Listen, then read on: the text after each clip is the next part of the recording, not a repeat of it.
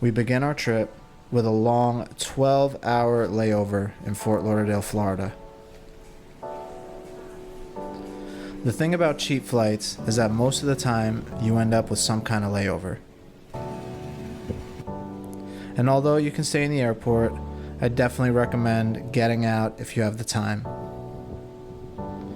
And just because you have a layover doesn't mean it has to be a bad experience.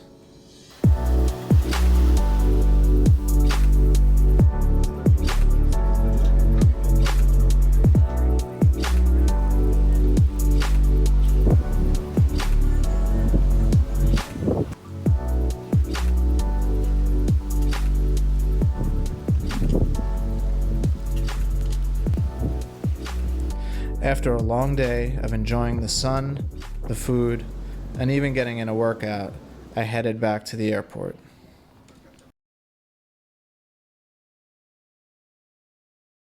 I'm staying at DC Suites only for a few hours. My flight to Quito is in the morning. After only about 5 hours of sleep, I headed back to the airport in Guayaquil and headed to my first destination, Quito, the capital of Ecuador. Ecuador's capital sits at about 10,000 feet above sea level. So if you have any heart issues or any concerns, talk to your doctor first before coming.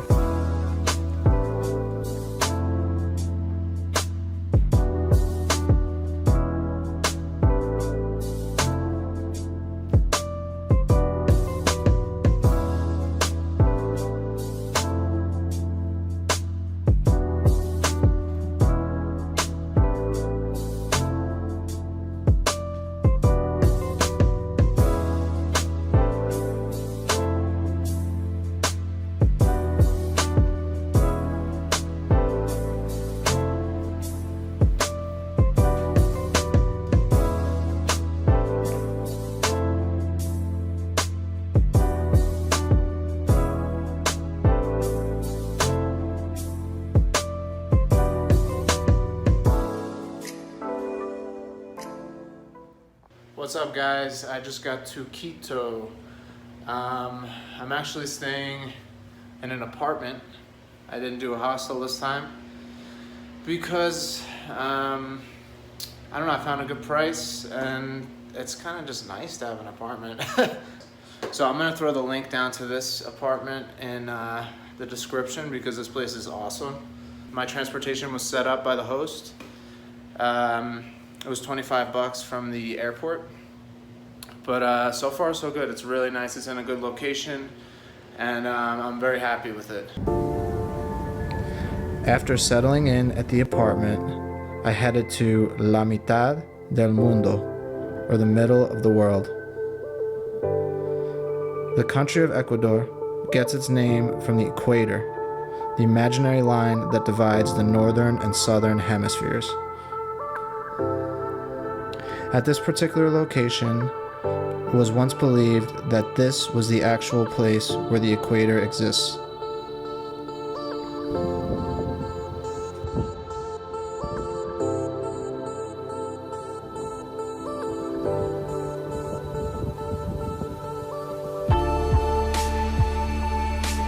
Try your luck at balancing an egg here. And most importantly, don't forget to get your passport stamped. Follow the steps up to a quaint little restaurant with a view. The vibe here is super chill and the food is delicious.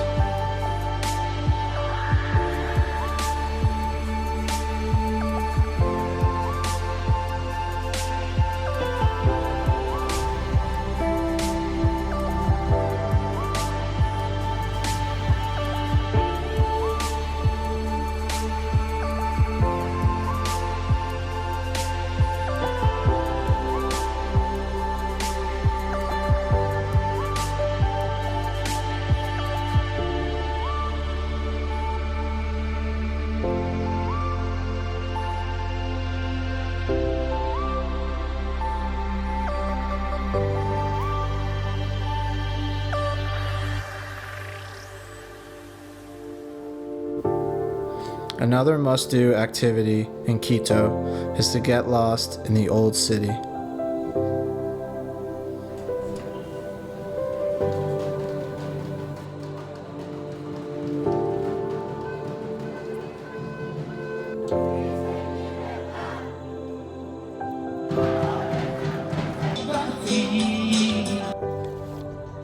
Before getting back to the apartment, I stopped at the supermarket to get some groceries. The next day, I was up bright and early for my tour to Cotopaxi, an active volcano 50 kilometers outside of Quito. Our first stop was at a restaurant. Here we got the opportunity to fuel up and get some coca tea, something that can be very helpful with combating altitude sickness.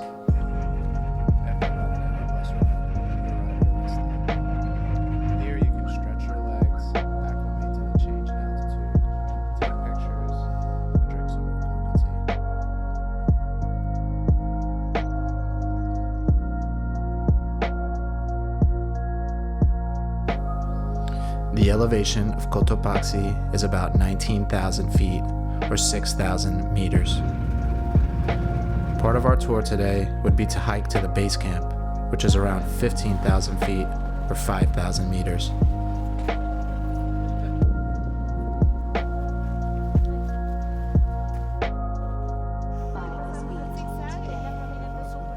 Todo el grupo, chicos, para la foto.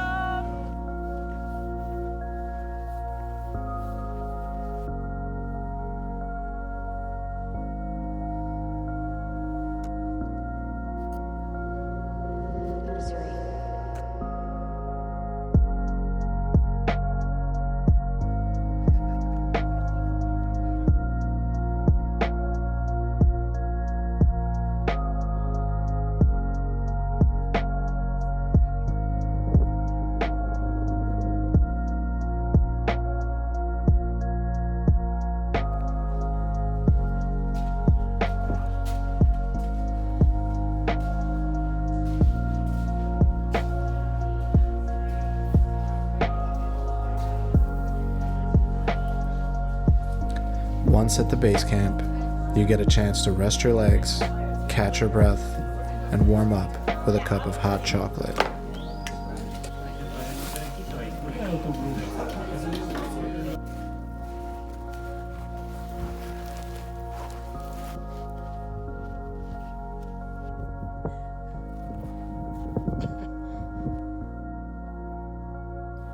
After the hike, you stop at Laguna Limpia Pango and enjoy 360-degree views of the mountainous area around you.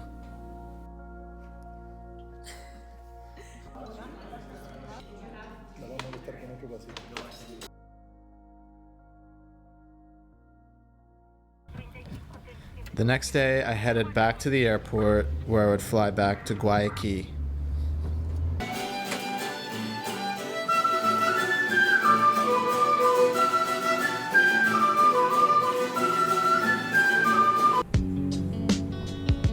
From the airport, I then took a 5-minute Uber to the bus terminal, where I would then catch a 3-hour bus ride to the small coastal city of Olón.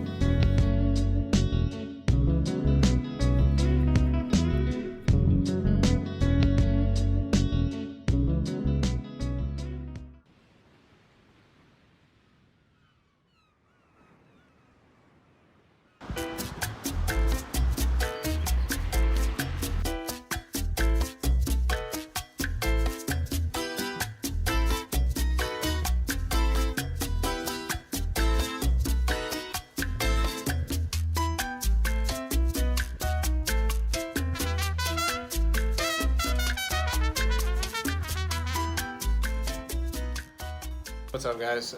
So I just got to my hotel in Olon. I took the bus, took about 3 hours from Guayaquil, and I'm here. So I was really looking for just a chill, relaxing couple days to end my trip, and I think I found the perfect spot. It's exactly what I was looking for. I wanted to be right on the beach with a view, and check it out. It's perfect.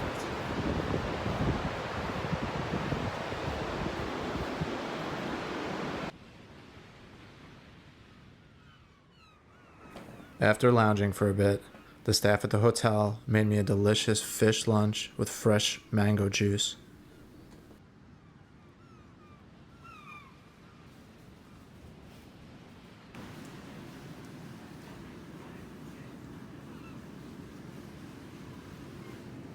Dulce la naranja lemon. Naranja dulce lemon, buena naranja. Y mango rojo lemon rico, mango lemon dulce, mango lemon, mango rojo, mango dulce. Mango rojo lemon, mango. Next to Olon is the bustling city of Montañita, a party town popular amongst Ecuadorians and foreigners alike. Hop on a 45-minute bus to La Playa de los Frailes, one of the most beautiful beaches on the Ecuadorian coast.